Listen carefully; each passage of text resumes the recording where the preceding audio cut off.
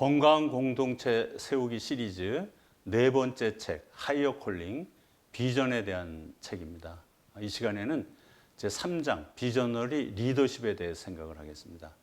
여러분께서 이제 비전을 받으면 일단 그 비전을 수행하기 위해서는 많은 사람들이 동원되어져야 하고 함께 그 일을 동역해야 하기 때문에 어차피 비전을 받으신 분이 리더가 되어서 그 비전을 수행을 해야 됩니다. 그래서 리더십에 대해서 특별히 그 비전을 성취하기 위한 리더십이 어떤 것인지를 생각해 보겠습니다. 근데 이 내용이 좀 깊고 또 내용이 많지만 1시간 내에 이거를 요약을 합니다. 여러분께서 책을 구입해서 좀 책을 참고하시는 게 좋겠고요. 이 시간에는 요약해서 정리해 드리도록 하겠습니다. 비전너리 리더십에는 세 가지의 그런 특성이 있어야 합니다. 첫 번째는 비전너리의 근성에 대해서 한번 생각해 보면 좋겠고요. 두 번째로는 비전의 품성, 가치관입니다. 비전너리는 어떤 품성, 어떠한 가치관을 가져야 하는가. 세 번째는 비전너리 리더의 영성입니다. 주님의 일을 하는 것이기 때문에 영성이 없지는 안 되겠죠. 그래서 비전너리의 근성을 먼저 생각하면 정신일 수 있습니다. 근성하면은 어떤 그 사람의 본성, 특질이죠. 그다음에 근성하면 여러분 어떤 일을 끝까지 해내겠다고 하는 그런 정신이잖아요. 그래서 비저너리들이 가져야 하는 근성, 정신에 대해서 생각을 해보겠습니다. 첫 번째 우리 그 비저너리들이 가져야 하는 정신은 개척 정신입니다. 왜냐하면 하나님께서 주신 비전, 그것은 이 세상에 어떤 사람도 해보지 못한 일, 특별한 일을 행해야 하기 때문에 개척 정신이 없으면 감당할 수가 없는 것이죠. 몽고의 수도 울란바토르에 가면 돌고래 명장 토뉴쿠쿠의 무덤에 가면 그 비석에 성을 쌓는 자 망하고 길을 뚫는 자 흥한다, 이러한 문구가 새겨 있다고 합니다. 이 몽고 사람들은 그렇게 유목부족으로서 말을 타고 이동하면서 자기들의 그 길을 확장해 왔던 그런 부족입니다. 또한 그 이들도 유목부족이었지만 이스라엘 사람들도 유목부족이었거든요. 유목부족들은 한 자리에 머물지 않고 이렇게 이동을 하기 때문에 아마 더욱 개척 정신이 강한 것 같습니다. 새 미지를 향해서 가는 그런 정신이 있는 것이죠. 여호수아 17장 15절에 보면 이런 말씀이 있습니다. 여호수아가 그들에게 이르되 내가 큰 민족이 되므로 에브라임 산지가 내게 너무 좁을진데 브리스 족속과 르바임 족속의 땅 살림에 올라가서 스스로 개척하라 하니라. 그래서 아브라함도 하나님의 부르심을 받고 아직도 가보지 못한 그러한 땅, 가나안 땅을 향해서 나왔고, 또 아브라함의 아들 이삭도 이곳저곳 그렇게 이동하면서 그렇게 개척했던 그런 사람입니다. 그 후손인 여호수아가 이제 가나안 땅을 이렇게 차지했을 때 요셉의 자손이 우리는 에브라임과 그 므낫세 두 지파인데 왜 한 지파 목만 주느냐, 이게 불평을 하니까 여호수아가 그들에게 말한 것이 에브라임 산지가 너희들에게 작으면 너희들이 그 산지로 올라가서 개척을 하라는 것이죠.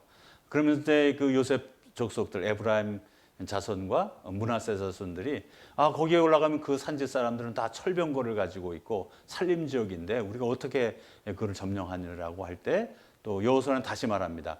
그 산지도 내 것이 되리니 비록 산림이라도 내가 개척하라. 그 끝까지 내 것이 되리라. 가나안 족속이 비록 철병거를 가졌고 강할지라도 내가 능히 그를 쫓아내리라 하였더라.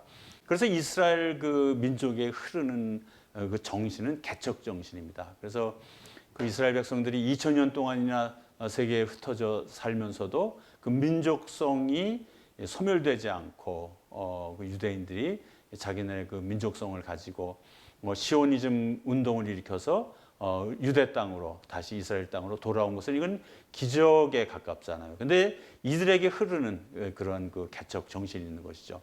그들이 사막 땅에 와가지고 그 광야 땅에 와서 이스라엘을 다시 개척하는 그 모습, 그 정신을 후추파 정신이라고 합니다. 그 이스라엘 사람들의 그 피 속에 흐르는 그 개척 정신, 후추파는 7가지 정신을 가지고 있다고 합니다. 형식타파, 또는 그 질문의 권리, 또 섞임, 어울림, 어디를 가든지 이들은 섞이고 어울려서 그들의 생존을 이어가는 것이죠. 또 네 번째는 위험 감수. 모험심이 강해요. 그래서 어떤 것이든지 우리가 안락한 그러한 자리에 있으려고 하는 것이 아니고 위험 감수, 새로운 것들을 개척하고 찾아가는 그러한 일들을 하죠. 또 다섯 번은 목표 지향입니다. 어떤 목적을 가지고 끝까지 그 목표를 달성하는 그런 정신. 또 여섯 번째는 끈질김. 한 가지 하다가 포기해버리고 그만두고 하는 것이 아니라 아주 끈질김을 가지고 모든 일을 완수할 때까지 그 일을 추진하는 그러한 정신입니다. 또 일곱 번째는 실패 학습입니다. 실패를 두려워하지 않고 실패했어도 다시 일어나서 일을 계속하는 그러한 것이 그 이스라엘 백성들이 가진 그 후축파 개척 정신의 정말 주요된 내용들입니다. 그래서 개척 정신의 특징은 또 창의성입니다. 창의성.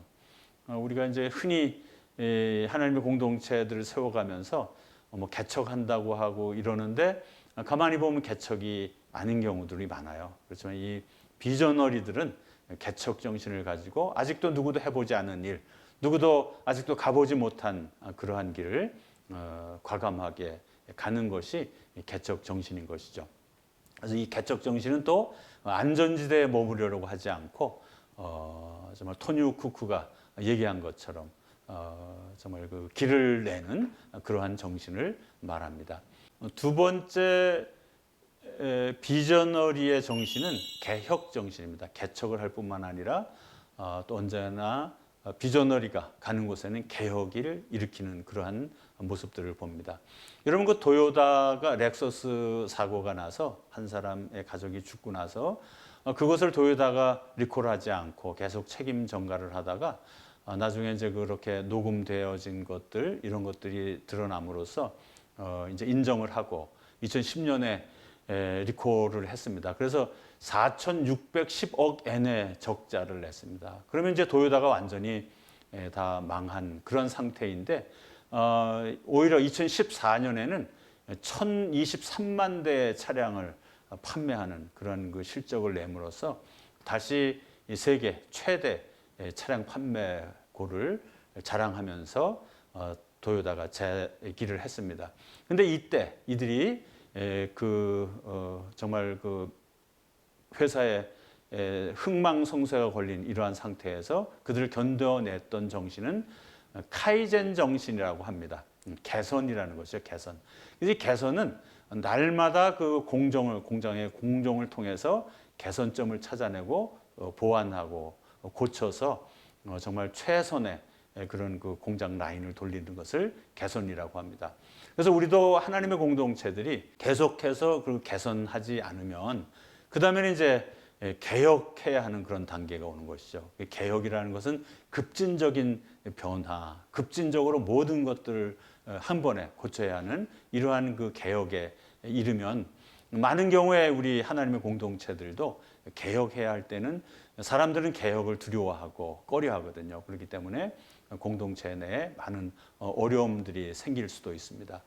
특별히 우리 기독교 단체들은 호엠 사이클을 따른다고 합니다. 호엠. 그래서 첫 번째 M은 man입니다. 어떤 그 비저너리가 나와서 큰 일들을 행합니다. 예를 들자면 우리 미국의 오렌지 카운티 수정교회 같이 로버트 슐러 같은 그런 아주 위대한 그런 그 설교가가 나와서 설교하고 파지티브 그 긍정적인 생각 이러한 이슈들을 들고 나와서 인기를 끕니다. 그러면 두 번째로는 M은 무브먼트입니다. 그래서 무브먼트가 되는 것이죠. 사람들이 많은 그 팔로워들이 따르고 그래서 이제 오렌지 카운티에 야외 극장 예배당들을 교회를 세우기도 했고 그다음에 수정교회가 세워지는 이런 큰 무브먼트가 이루어지는 것이죠. 세 번째는 머신입니다. 머신. 이렇게 교회가 공동체가 세워지다 보면 이제 조직을 하다 보니까 이제 머신같이 되어지는 거예요. 이 머신 단계에서는 비저너리가 없어도 그냥 그 조직으로서 이 교회가 공동체가 이어져 가는 것 같습니다. 그런데 이 머신도 나중에는 하나하나 파트가 떨어져 나가고 고장이 나기 시작하면 나중에는 모뉴먼트가 되는 겁니다. M. 그래서 모든 것들이 다 이제 흩어지고 다 쇠잔한 이후에는 몇 사람이 남아서 옛날에 우리 교회는 이랬는데 하고 옛날을 추상하는 그런 것들. 그래서 유럽의 많은 교회들이 지금 모뉴먼트가 됐고 수정교회는 특별히 그 아들조차도 이 머신같이 되어버린 이 아들, 딸에게 승계를 했는데도 아들, 딸들이 그거를 유지하지 못하고 파산하고 말아버리고 수정교회는 지금 사라지고 없습니다. 이것과 같이 기독교 공동체들은 4M 사이클을 따라갑니다. 왜냐하면 중간중간에 개선하지 않았기 때문에 그렇습니다. 또한 개혁의 기회를 놓쳤기 때문에 그런 것이죠. 그래서 이 개선이라고 하는 것은 정말 우리 하나님의 공동체가 날마다 성령께서 통치하고 다스리도록 성령의 인도하심을 받을 때에만 정말 그 처음 주셨던 그 무브먼트가 계속되어질 수 있도록 하기 위해서는 성령께서 충만하도록 그렇게 해야 되겠고, 날마다 우리 안에 잘못된 것들을 돌이켜서 새롭게 개선해 나가는 그런 일들이 있어야겠습니다. 또 비저너리는 그 공동체뿐만 아니라 비저너리 스스로가 개선, 개혁을 계속해야 합니다. 그래서 비저너리의 자기 개혁이 이루어지지 않으면 비저너리도 이렇게 모뉴먼트가 되어버리고 정말 한갓 정말 말할 수 없는 그런 어려운 자리에 빠질 수가 있는 것이죠. 비저너리도 자기 개혁을 이루어야 합니다. 그래서 비저너리의 자기 개혁은 날마다 자기를 돌이켜서 하나님께로 돌이키는 것입니다. 일하다 보면, 세상 속에서 일하다 보면 사람들과 관계하고 이러다 보면 어느 날 갑자기 이 일은 하는데 이것은 하나님을 위한 일인지 알지 못하고 자기가 하는 일, 그래서 하나님과 동떨어진 그런 일을 할 수도 있죠. 그때마다 발길을 돌이켜서 하나님께로 돌이키는 그러한 개혁이 지속되어져야 합니다. 두 번째로는 잘못된 길을 갈 수도 있습니다. 그래서 어떤 일을 하는데 정말 하나님과는 상관없는, 또 인간적으로도 잘못된 길을 비저너리들이 갈 수 있겠죠. 그럴 때마다 자기를 기경하고 고쳐서 하나님께로 또 잘못된 길을 수정하는 것이 비저너리들이 해야 하는 그런 개혁입니다. 또 비저너리들의 자기 개혁은 세속에 물들지 않는 겁니다. 이 세상의 문화와 세상적인 방법에 따르지 않고 언제나 하나님께서 주시는 하나님의 방법으로 일을 해야 되겠죠. 그래서 비저너리들은 개혁의 정신이 있어야 하는데 무엇보다도 자기 개혁의 정신이 있어야 합니다. 자기를 날마다 쳐서 개혁하고 변화시키고 처음에 비전을 받을 때 자기의 상태, 그 마음 변치 않고 끝까지 비전을 성취할 때까지 변치 않는 것이 아주 중요한 개혁 정신이라고 생각을 합니다. 세 번째 그 비저너리가 가져야 하는 정신은 불굴의 열정 정신입니다. 불굴의 열정. 안젤리나 졸리가 감독한 언브로큰이라는 그런 영화가 있습니다. 한 사람이 일본군의 그 포로 수용소에 수용되어서 850일 동안 그 수용소 소장에 의해서 정말 잔혹한 그런 어려운 일을 겪으면서도 자기의 뜻을 굽히지 않고 지켰던 그러한 모습들이 그 영화 속에 있습니다. 이것과 마찬가지로 비전어리는 비전을 성취할 때까지 어떠한 어려움이 있더라도 자기 뜻을 굽히지 않고 그 열정으로 그 하나님의 주신 비전을 성취해야 하는 것이죠. 그래서 불굴의 열정은 십자가 고난의 열정입니다. 어떠한 어려움과 고난이 있을지라도 비전을 향해서 나아가는 것이죠. 이사야서 53장 5절에 보면 이런 말씀이 있습니다. 그가 찔림은 우리의 허물 때문이요 그가 상함은 우리의 죄악 때문이라. 그가 징계를 받음으로 우리는 평화를 누리고 그가 채찍에 맞음으로 우리는 나음을 받았도다. 예수님께서 십자가를 지시고 우리에게 나음, 우리의 평강을 주신 것처럼 또 우리도 하나님 주님의 부르심을 받고 주님의 비전을 이루기 위해서는 그렇게 십자가에 달리는 그런 고난을 이기는 그런 열정으로 사역을 해야 되겠습니다. 또 불굴의 열정은 좁은 길을 택하는 것입니다. 이 세상에는 넓은 길, 좋은 길, 편안한 길도 얼마든지 있죠. 하나님의 일을 행하면서도 편안한 길, 좀 안락한 그런 모습으로 얼마든지 할 수 있습니다. 그래서 하나님의 영광을 위해서는 우리가 좁은 길을 택할 때 하나님께서 더 크게 영광을 받으실 줄로 믿습니다. 누가복음 13장 24절에 이런 말씀이 있습니다. 좁은 문으로 들어가기를 힘쓰라. 내가 너희에게 이르노니 들어가기를 구하여도 못하는 자가 많으리라. 우리가 좁은 길을 택하고 주님의 영광을 위해 살아가는 비전어리들이 되어야겠습니다. 불굴의 열정은 끊임없는 수고와 근면과 성실함입니다.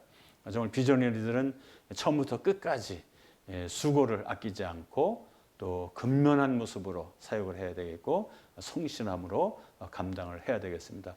빌립보서 3장 14절에서 바울은 이렇게 말합니다. 표대를 향하여 그리스도 예수 안에서 하나님이 위에서 부르신 부름의 상을 위하여 달려가노라. 그래서 그 비전을 성취할 때까지 또 하나님께서 주실 그 상급을 생각하며 달려가는 그런 그 비저너리의 열정을 갖는 여러분 되시기를 바랍니다. 불굴의 열정은 희생의 열매를 맺는 삶입니다. 우리의 희생을 통해서 결국 우리가 얻으려고 하는 것은 열매인 것이죠. 비전의 성취입니다. 시편 126편 5절 6절에는 이런 말씀이 있습니다. 눈물을 흘리며 씨를 뿌리는 자는 기쁨으로 거두리로다. 울며 씨를 뿌리러 나가는 자는 반드시 기쁨으로 그 곡식단을 가지고 돌아오리로다. 이 곡식단을 걷어서 돌아오는 그때의 모습을 생각하면서 열정을 가지고 굽히지 않고 열매 맺는 그런 삶을 살아가야 하겠습니다. 불굴의 열정은 나에게 주신 이 비전이 내 대해서 끝나는 것이 아니고 다음 세대까지 이어지도록 또 우리 후계자들에게 후손들에게 그 비전을 이어가면서 이룰 수 있도록 길을 열어주고 또 큰 일들을 함께 이루어가는 것이 불굴의 열정이라고 생각을 합니다. 두 번째는 그 비저너리의 품성에 대해서 생각하겠습니다. 이건 가치관이라고 생각을 해도 되겠습니다. 철학자 스피노자는 이렇게 말했습니다. 모든 것 중에 가장 좋은 것으로 인정되는 것은 다음 세 가지로 요약된다. 부귀와 명성과 쾌락이다. 이 세 가지의 마음을 너무 열중시키기 때문에 다른 좋은 것은 거의 생각하지 못한다. 우리 모든 사람들은 고대 사회에서부터 지금까지 똑같이 인간은 인간이기 때문에 우리 사람들이 아주 최대의 관심을 갖는 것은 물질에 대한 관심, 또 명예에 대한 관심, 세 번째는 쾌락에 대한 관심이 있습니다.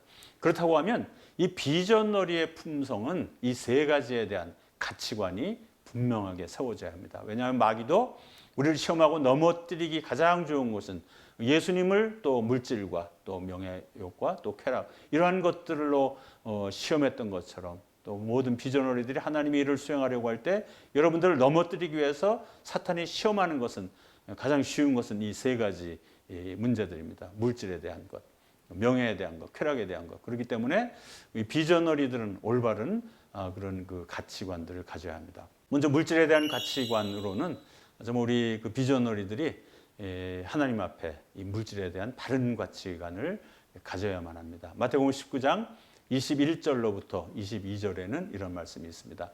예수께서 이르시되 내가 온전하고자 할진대 가서 내 소유를 팔아 가난한 자들에게 주라. 그리하면 하늘에서 보화가 내게 있으리라. 그리고 와서 나를 따르라 하시니 그 청년이 재물이 많음으로 이 말씀을 듣고 근심하며 가니라.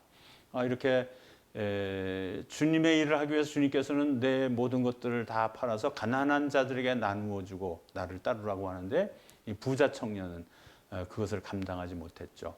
또 우리 지금 요즘에 이렇게 우리 교계들을 보면 비전너리들 또 하나님의 일꾼들이 이 물질의 이 유혹, 그 가치관을 바로 갖지 못함으로써 많은 무리들을 공동체를 통해서 일으키고 또 공동체가 그 하나님의 일꾼들이 그 무력 때문에 어려움을 겪는 일들이 얼마나 주변에 많은지 모릅니다.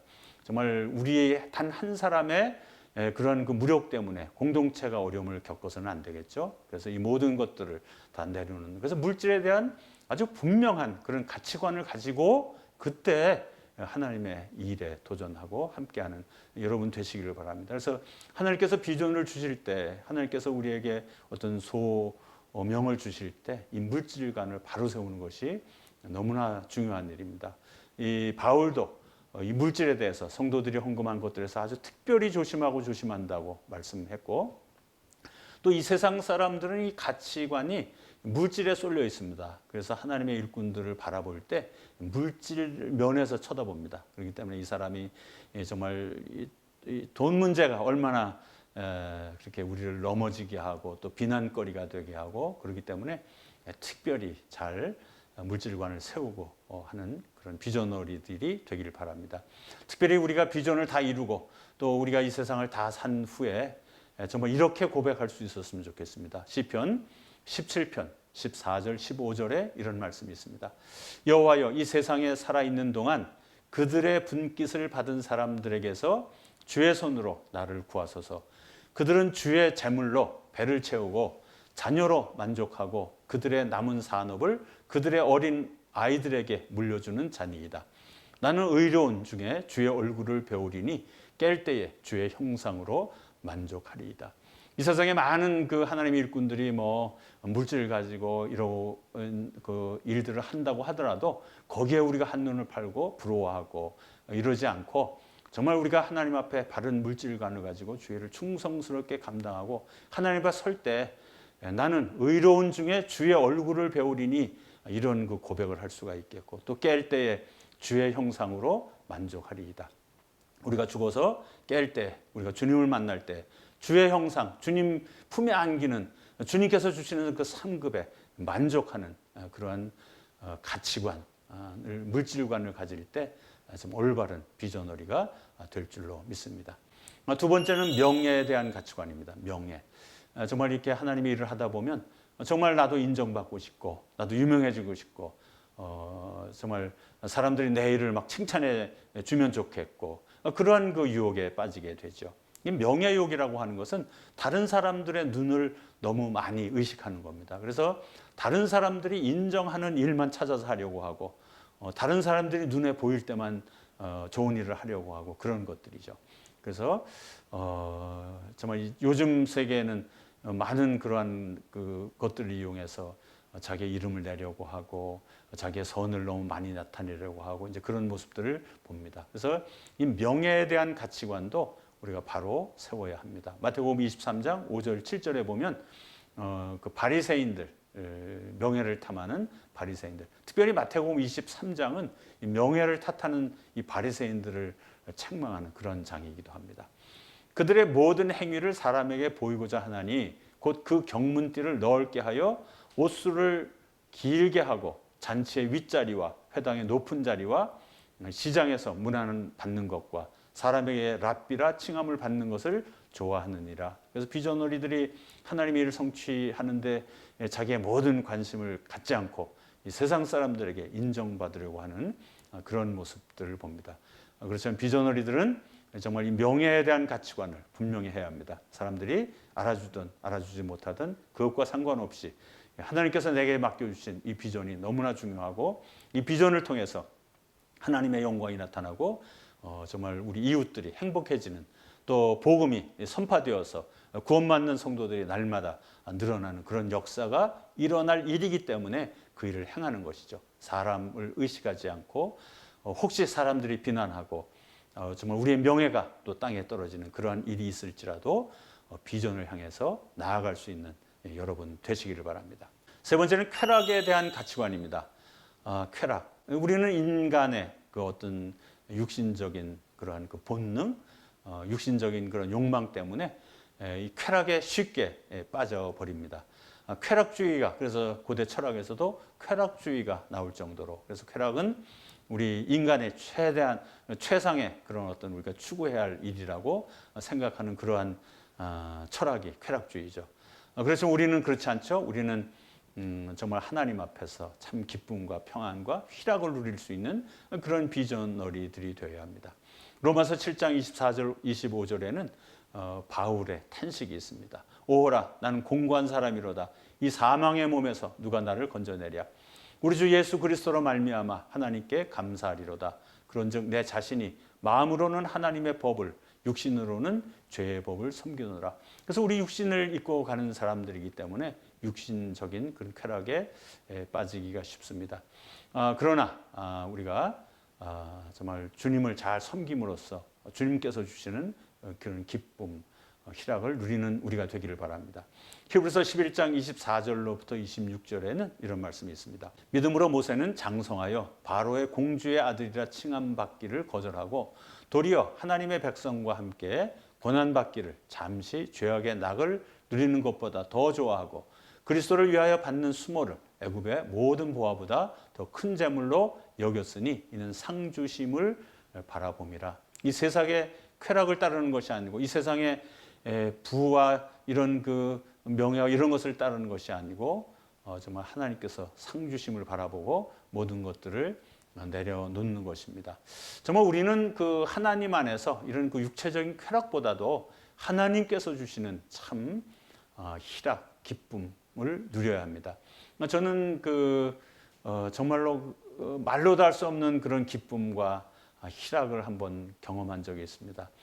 지금 2장에서 간증한 것처럼 아프리카 내셔널 컨벤션 2001 루안다 내셔널 컨벤션을 끝내고 나서 너무나 피곤했어요. 7월, 8월, 9월 가면서 정말 뭐 앉아도 졸리고 일어서도 졸리고 다시는 이런 일을 못할 것 같은 그러한 정말 너무나 피곤한 그러한 상태였는데 한 3개월 정도 지나고 나서 피곤이 풀리면서 그때 저에게 임하는 말로도 할 수 없는 기쁨을 누려봤습니다.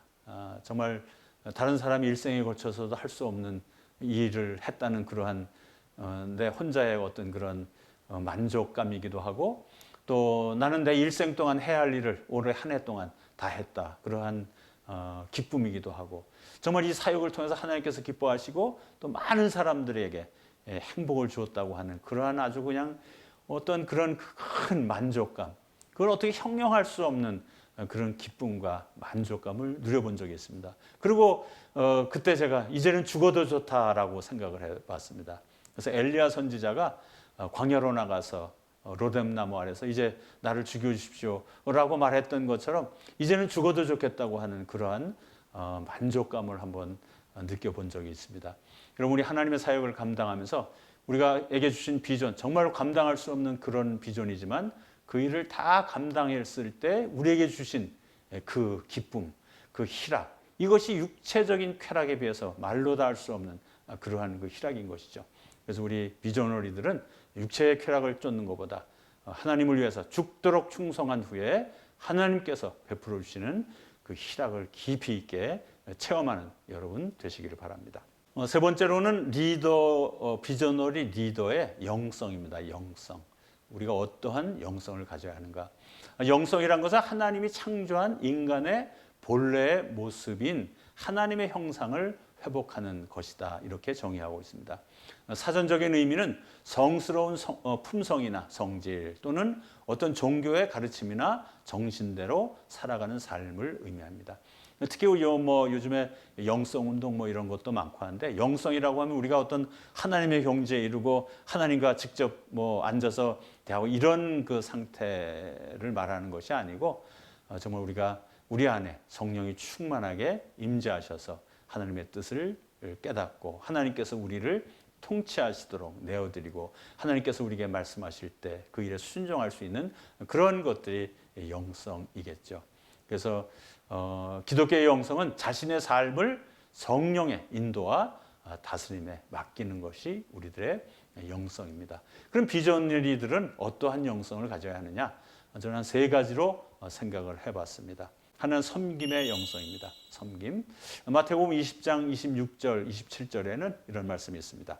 너희 중에는 그렇지 않아야 하나니 너희 중에 누구든지 크고자 하는 자는 너희를 섬기는 자가 되고 너희 중에 누구든지 으뜸이 되고자 하는 자는 너희의 종이 되어야 하리라. 그래서 예수님께서 이 땅에 오셔서 누누이 여러 차례 그렇게 제자들의 발을 씻겨 주시면서까지 가르치고 싶어 하셨던 것은 섬김입니다. 섬김.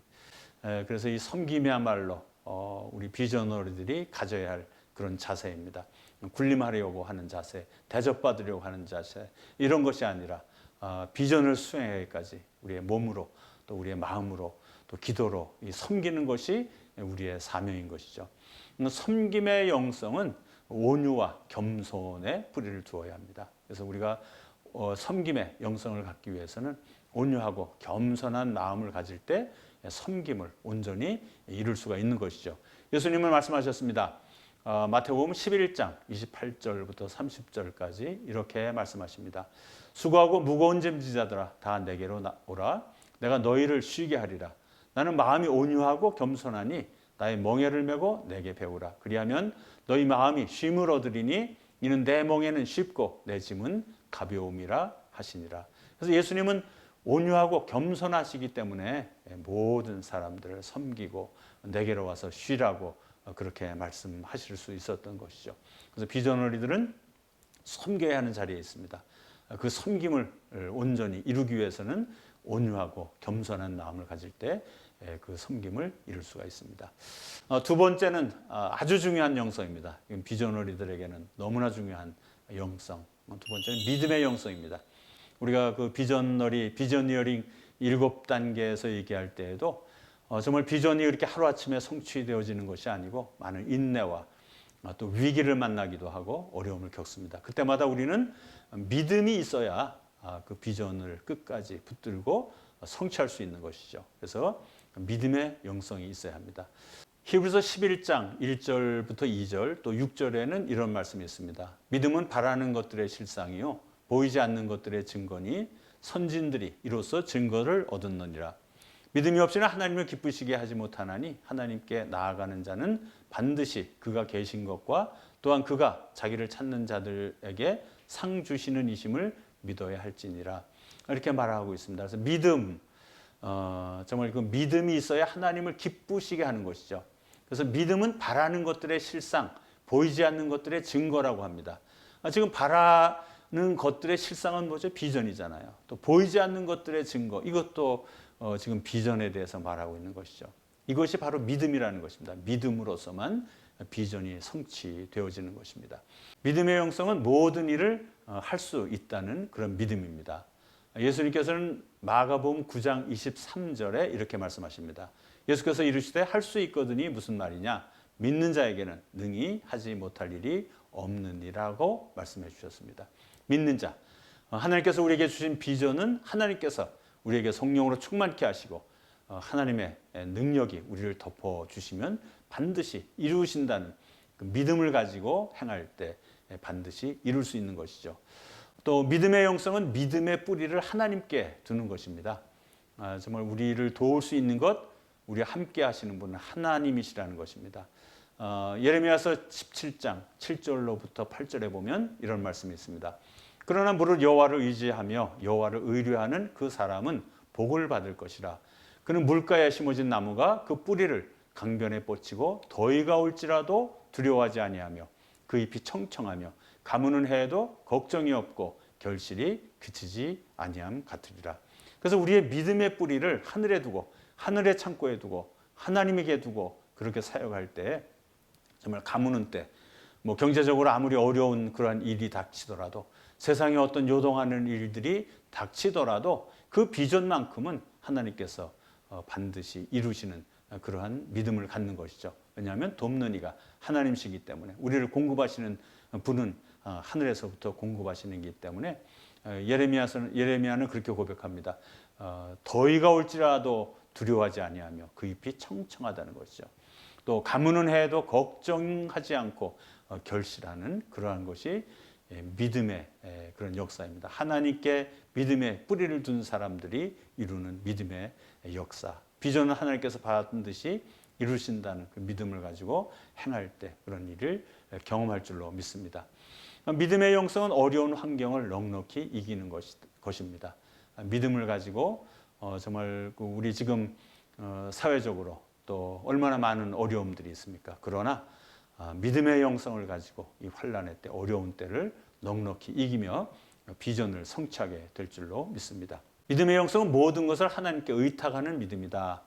이미 우리 의탁에 대해서 얘기했습니다. 여러분의 가정, 자녀 문제들, 또 여러분이 사역하는 동역자들, 또 재정 문제들, 이 모든 것들을 하나님께 완전히 의탁할 수 있는 것은 믿음 때문인 것이죠. 그러한 믿음으로 비전을 성취하고 이기시는 여러분 되시기를 바랍니다. 믿음의 영성은 삶 속에서 행함으로 나타나는 것입니다. 믿는다고 말하면서 주여 하지만 도무지 비전을 향해서 일하지 않는 그런 사람들이 비전을 성취하는 리더가 될 수는 없죠. 그렇지만 믿음을 가지고 그 믿음대로 행할 때에 이 비전을 성취할 수 있는 줄로 믿습니다. 세 번째는 그 비전어리들이 가져야 할 영성은 기도의 영성입니다. 기도는 하나님과의 그 만남의 통로입니다. 마태복음 6장 6절에 이렇게 말합니다. 너는 기도할 때에 내 골방에 들어가 문을 닫고 은밀한 중에 계신 내 아버지께 기도하라. 은밀한 중에 보시는 내 아버지께서 갚으시리라. 그래서 우리가 하나님 앞에 골방에 들어가서 이 하나님께 주신 비전을 위해서 애통해하며 기도하고 간구할 때 이 하나님과 만나는 그러한 통로가 되는 것이죠. 또 요한복음 1장 48절에 보면 이런 말씀이 있습니다. 나다나엘이 이르되 어떻게 나를 아시나이까? 예수께서 대답하여 이르시되 빌립이 너를 부르기 전에 내가 무화과 나무 아래에 있을 때에 보았노라. 나다나엘이 무화과 나무 아래에서 기도하며 민족을 위하여 조국을 위해서 이렇게 기도할 때 예수님께서 이미 보셨다는 것이죠. 그래서 우리가 비전을 하나님 앞에 나아가 골방에 나아가 무화과 나무 아래에 나아가 기도할 때 하나님께서 우리를 찾아오시고 만나주시는 그 만남의 통로가 되는 것입니다. 기도는 비전 수행의 방법과 길을 발견하는 수단입니다. 우리는 비전을 받았지만 어떻게 이것을 수행할지 알 수가 없잖아요. 그렇지만 기도할 때 하나님께서 지혜를 주시고 방법을 알게 하시고 갈 길을 보여주시는 것이죠. 빌립보서 4장 6절로부터 7절에 이런 말씀이 있습니다. 아무것도 염려하지 말고 다만 모든 일에 기도와 간구로 너희 구할 것을 감사함으로 하나님께 아뢰라. 그리하면 모든 지각에 뛰어난 하나님의 평강이 그리스도 예수 안에서 너희 마음과 생각을 지키시리라. 그래서 우리가 기도할 때 우리의 마음을 지키시고 우리의 마음속에 그 비전을 충실하게 감당할 만한 그런 지혜도 주시고 깨달음을 주시고 길을 열어주시는 것입니다. 이사야서 55장 8절로부터 9절에는 또 이런 말씀이 있습니다. 이는 내 생각이 너희의 생각과 다르며 내 길은 너희의 길과 다름이니라. 여호와의 말씀이니라. 이는 하늘이 땅보다 높음 같이 내 길은 너희의 길보다 높으며 내 생각은 너희의 생각보다 높음이니라. 하나님의 비전이 우리에게 임했을 때 서둘러서 우리의 인간의 방법으로 사람들에게 의논하고 사람들의 도움을 구해서 하는 것이 아니라 하나님께서 주시는 방법으로 수행하기 위해서는 기도할 때 하나님께서 방법과 길을 알려주십니다. 기도는 하나님께 능력을 구하는 수단입니다.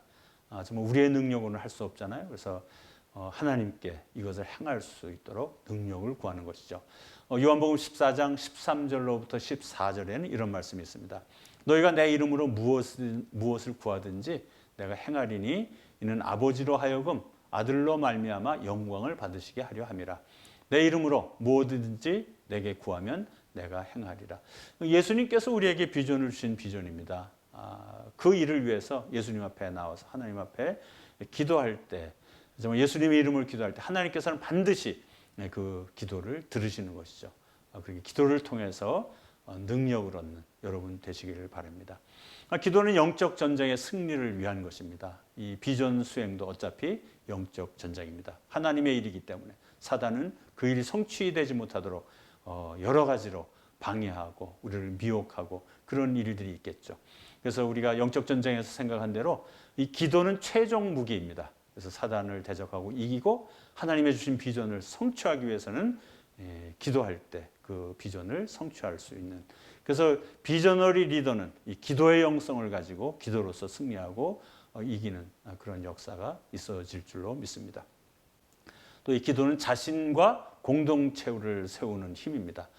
정말 우리가 우리의 힘으로 행하는 것이 아니고 정말 우리가 넘어지려고 할 때에도 기도로서 우리를 지탱하고 이겨나가고, 또 우리 공동체를 위해서 리더로서 정말 이 비전을 함께 수행하는 모든 우리 동역자들을 위해서 리더는 기도해야 하는 것이죠. 그래서 동역자 한 사람 한 사람이 함께 이탈하지 않고 또 좌절하지 않고 낙오하지 않고 함께 비전을 수행할 수 있도록 그렇게 해야 하는 것입니다.